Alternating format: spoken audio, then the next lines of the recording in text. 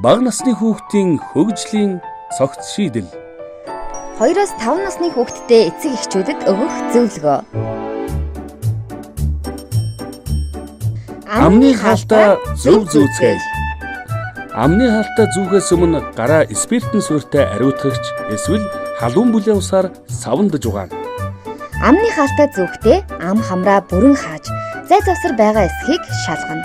Нэг удаагийн амны хаалтыг 3-4 цаг тутамд солино. Амны хаалтыг тайлахдаа бохирдсон хэсгээс барилгүй шууд хогийн саванд хийнэ.